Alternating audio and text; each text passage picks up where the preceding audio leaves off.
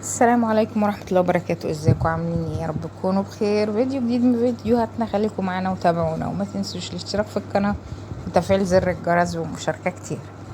هنا جمعة مباركة عليكم، وده كان يوم الجمعة. روتيني بقى اليوم الجمعة كده، بحب كده ايه اقوم بدري، اشغل الغسالة، عندي غسيل ولا حاجة اشغل عليه بدري كده قبل ما حد يصحى، وايه واغسل واخلص ونشوف هنعمل ايه. هنا طبعا حطيت الحبة اللي كانوا عايزين يتحطوا في الغسالة، وحطيت لها المسحوق، وابتدي بقى ايه اشغل عليها واسيبها بقى ايه مع نفسي. اظبط بقى البرنامج اهو، اظبط بقى التايمر بتاعها والشطف واشغل كده، وهظبط برضو ايه المية.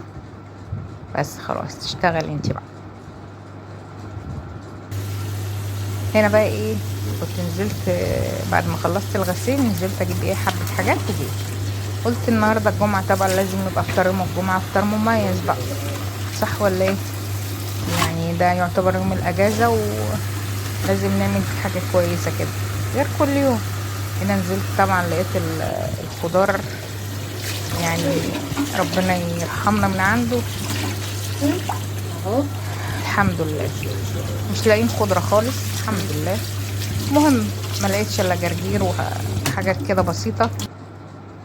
جبت بقى قوطة ومسكتها بقى ايه، بعد ما غسلتها مسكتها قشرت القشرة الخارجية بتاعتها دي، وامسكها ايه اقطعها صغير كده اهو، وهركنها برضو.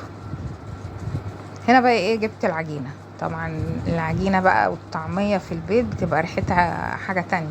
انا جبت بضاية وحطيت عليها هنا حبة كزبرة ناشفة، وهحط فلفل اسود، بس انا ايه ما جبتش الحب اللي يعني لحظة الفلفل دي معاكم، بس انا حطيت عليها برضو ايه فلفل اسود. همسك بقى ايه اقلب البضاية كده كلها ببعضيها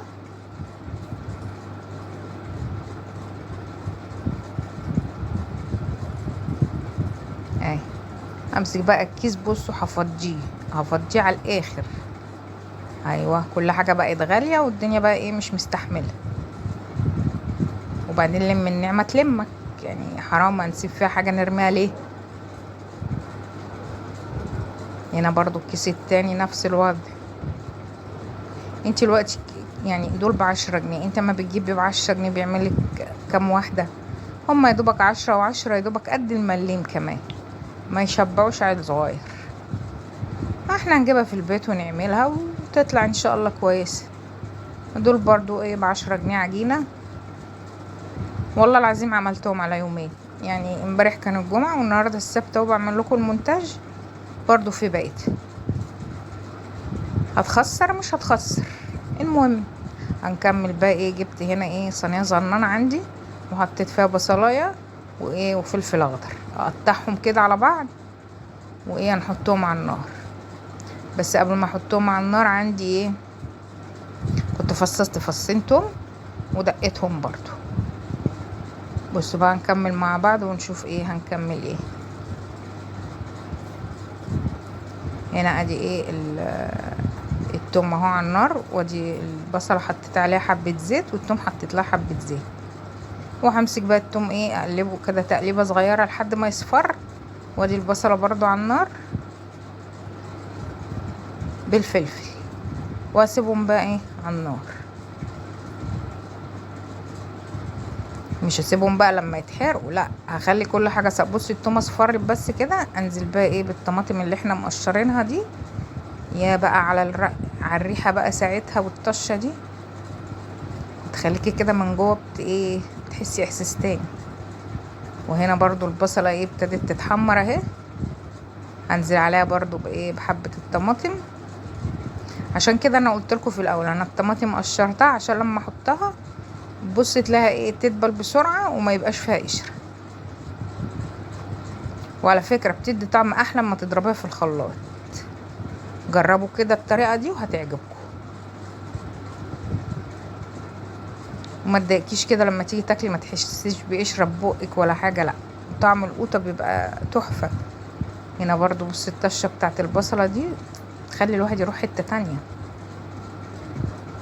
هنا بقى ايه سبتهم على النار، نقلت الفول كده الصلصه بتاعت الفول، عرفت انا هعمل ايه، نقلتها كده لورا وقلت ايه اقلب طعميه. عملت بص ايه اهي، وادي الصلصه التانية.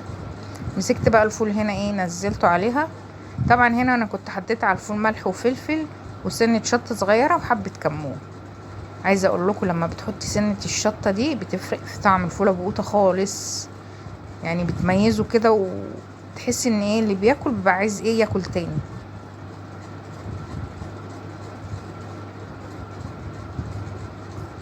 هنا بقى ايه مسكت البيض. انا بحط البيض هنا مباشر على طول، ما بفضيهوش في طبق، لان انا جايباه من مكان عارفه ان هو ايه بيجيب البيض اول باول، يعني ما بيفضلش عنده، فعشان كده انا بفضيه على طول. او بصوا ما شاء الله حتى البضايه نازله ما شاء الله صفرها حلو. وهي معلش يا جماعه البرد بقى كنت بعطس.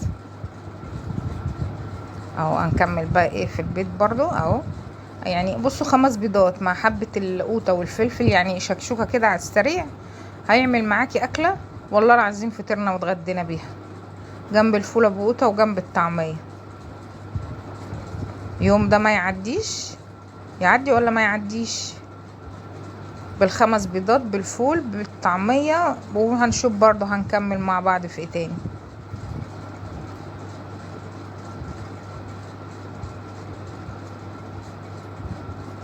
هنا بقى ايه جبت قوطة تاني ومعايا بصلاية في الطبق اهي، همسكها برضو اقطعها صغير خالص.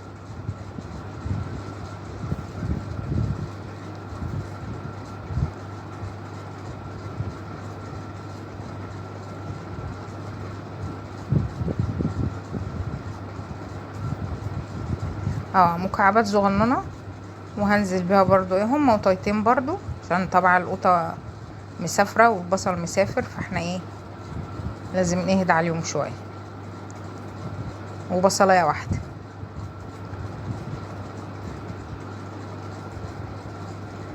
مسكتها برضو ايه بصوا مكعبات متوسطة، ولا ناعمة قوي ولا كبيرة، يعني هي مكعبات متوسطة كده، بحس برضو اللي ياكل يحس بايه بطعمها. طبعا احنا حاطين بصل في الفطار وكده، بس كان كل ده بعد الصلاة، يعني كانوا صلوا وجم، مش هيروحوا يصلوا اكلين بصل حرام. هنا بقى ايه كنت جايبة جبنة قريش، كنت غسلتها بقى وايه حطيتها كده على على اللي احنا عاملينه ده، على القوطة والبصل، وجبت عليها حبة طحينة.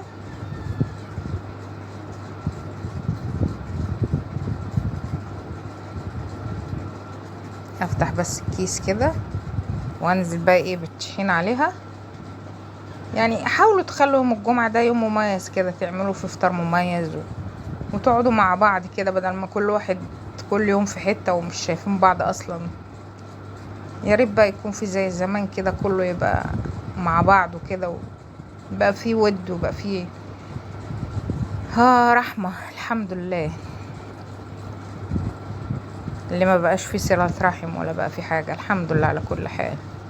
بصوا بقى هنا انا كنت جايبه يعني جبنه قديمه كده بمش، فانا نزلت بحاجات بسيطه عشان طبعا انتوا عارفين دي بتبقى دمار، فانا نزلت بحاجه بسيطه.